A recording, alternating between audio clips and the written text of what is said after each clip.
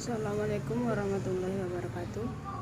Perkenalkan, nama saya Netila Rapadaya, NIM 20087309, Prodi Pendidikan Kepelatihan Olahraga. Di sini saya ingin menjelaskan tentang analisis lingkungan bisnis dan peluang usaha. Dan yang kedua, ide dan gagasan berwirausaha. Dan saya akan menjelaskannya satu persatu. Analisis lingkungan bisnis dan peluang usaha. Pada dasarnya, lingkungan bisnis adalah nilai keseluruhan dan individu, institusi, maupun kekuatan lain yang berasal dari luar kontrol perusahaan. Tapi perusahaan masih bisa tergantung pada mereka karena mereka sudah mampu mempengaruhi performa perusahaan demi berkelanjutan perusahaan. Hal yang membentuk lingkungan bisnis adalah kompetitor, pemasukan media, kelompok pelanggan, pemerintah, kondisi pasar, kondisi ekonomi, teknologi, performa, dan beragam pihak lain yang berasal dari luar perusahaan. Contoh sederhananya, perubahan pajak yang dikeluarkan oleh pihak pemerintah berpotensi membuat pelanggan membeli produk dalam jumlah yang lebih sedikit daripada yang Anda jual. Walaupun perusahaan memang tidak terlihat langsung dalam perubahan tersebut, tapi perusahaan masih beradaptasi agar tetap bertahan atau memanfaatkan kesempatan yang ada agar bisa meraih keuntungan maksimal. Manfaat memahami lingkungan bisnis.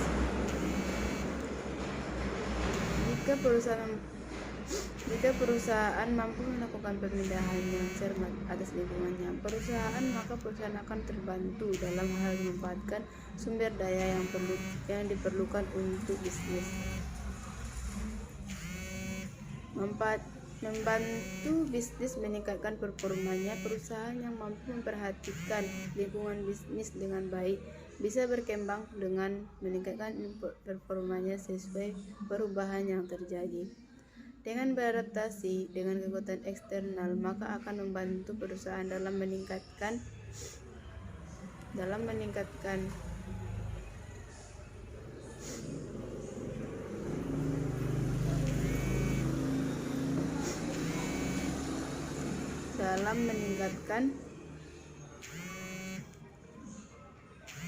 performanya dan bertahan lama di pasar. Mengidentifikasi ancaman dari sinyal peringatan dini.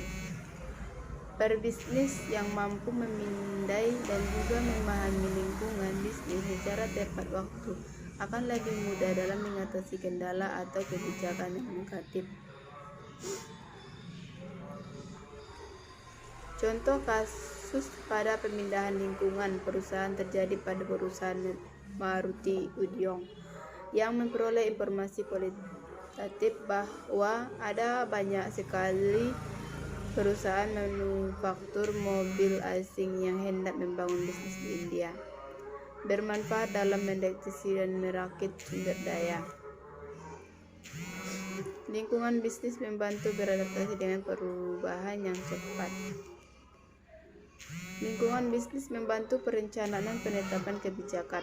Setiap rencana dan kebijakan serta peraturan dalam suatu perusahaan bisa disusun dengan memperhatikan lingkungan perusahaan karena seluruh rencana dan kebijakan tersebut memang harus diterapkan dengan berdasarkan faktor lingkungan. Faktor dalam dan luar yang mempengaruhi lingkungan bisnis. Perlu Anda ketahui bahwa ada beberapa faktor internal yang mempengaruhi lingkungan perusahaan tergantung tipe, ukuran, status bisnis Anda. Anda menemukan faktor utama dengan cara menganalisis kategori ini, yaitu faktor internal lingkungan bisnis. Faktor internal yang mempengaruhi lingkungan bisnis meliputi perencanaan kebijakan, penawaran nilai, sumber daya manusia, sumber daya pemasaran dan finansial, citra korporat dan merek, peralatan dan perlengkapan, manajemen tenaga kerja, hubungan antara karyawan. Faktor eksternal lingkungan bisnis yang mampu mempengaruhi lingkungan bisnis meliputi konsumen, pemasok, kompetitor, publik, media, pemasaran, talenta, ekonomi makro, sikap politik. dan penggunaan teknologi.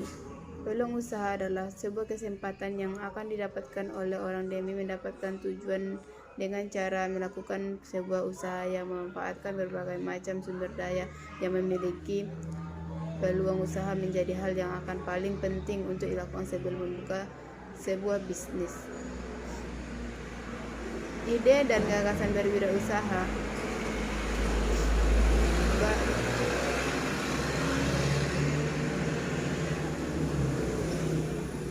Jika Anda tergolong orang-orang yang kreatif dan inovatif, pasti banyak ide atau hal yang baru yang dapat Anda jadikan peluang usaha. Tidak sedikit usaha baru dimulai dari penemuan jenis keunikan. Segera Anda ambil hak paten dan menjualnya. Penemuan baru biasanya sangat berpeluang untuk menembus pasar, apalagi khas, unik, dan dibutuhkan orang banyak. Contoh nyata, teman-teman yang saya membuat kaos untuk dengan kata yang penuh motivasi. Kaos tersebut memang biasa saja kalau dilihat sepintas, tapi karena ada keunikan dengan kata-kata yang penuh inovasinya bisa menambah nilai jual. Tentunya keuntungan bisa jauh lebih besar dan keunikannya mereka jual. Duplikasi usaha lain. Bagi Anda yang merasa kurang kreatif dan inovatif, jangan putus asa. Percaya ide usaha tersebut di mana-mana, bahkan di depan mata.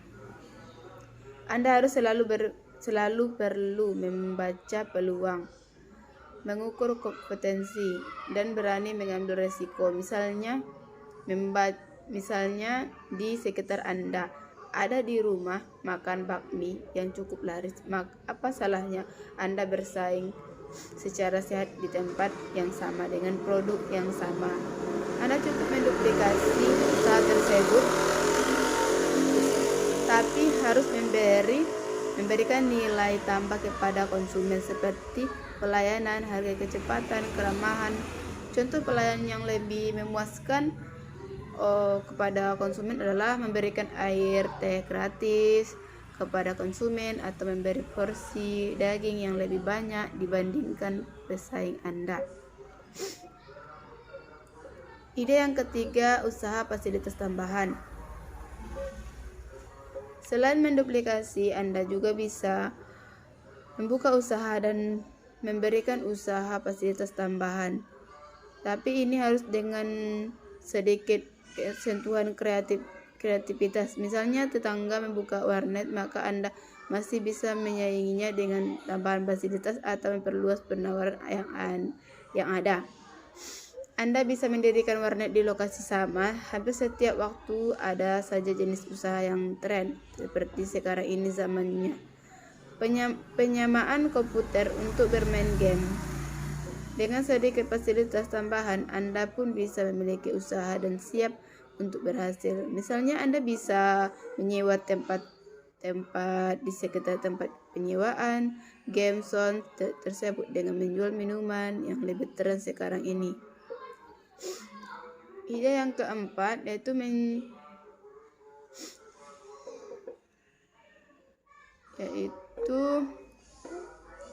Anda sendiri jual keterampilan. Dengan sedikit kesentuhan yang berbeda dengan salon-salon lainnya, pasti salon Anda akan ramai dikunjungi. Usaha jasa pengetikan. Ide yang nomor 5 menjadi agen. Yang nomor 6 jual barang bekas. Yang nomor 7 buka kantor. Yang nomor 8 beli usaha pola waralaba. Yang ke-9 usaha bersama. Kadang usaha akan lebih bagus jika didirikan dan dikelola bersama-sama. Misalnya Anda pintar pemrograman komputer, tapi Anda memiliki sedikit teman, sementara teman Anda memiliki banyak teman dan punya relasi yang luas dan membutuhkan jasa pemrograman. Anda bisa saja membuka usaha jasa pemrograman. Anda yang mengerjakan pekerjaannya, sedangkan teman Anda yang mencari order. Dari kelebihan masing-masing inilah bisa memperbuat suatu usaha baru sekaligus membesarkannya. Kemudian direct selling multi level marketing. Usaha ini menurut saya cukup perspektif. Modalnya murah, meriah. Selain itu didukung oleh produk yang bagus. Sistem pemasaran, pelatihan, dan jenjang karir. Memang kita tidak bisa menutup mata, banyak sekali orang yang alergi atau anti terhadap multi level marketing. Biasanya trauma oleh kegagalan seperti uangnya habis itu biasanya disebabkan bisnis dengan skema piramid atau money game yang berkedok. Waspadalah dan hindari bisnis dengan skema piramid atau money game yang mengaku MLM. Menurut saya MLM sering juga disebut dengan people friends yang murni sangat menarik. Bahkan sebagai perusahaan, MLM memberikan kesempatan kepada kita untuk mendirikan perusahaan sendiri. Kita tidak perlu terlalu alergi dengan informasi mengenai MLM. Kadang-kadang informasi yang diberikan oleh MLM sangatlah menarik. Bukanlah untuk menjadi seorang berusaha yang sukses harus selalu belajar serta memiliki banyak teman. Sekian yang saya jelaskan, semoga bermanfaat. Assalamualaikum warahmatullahi wabarakatuh.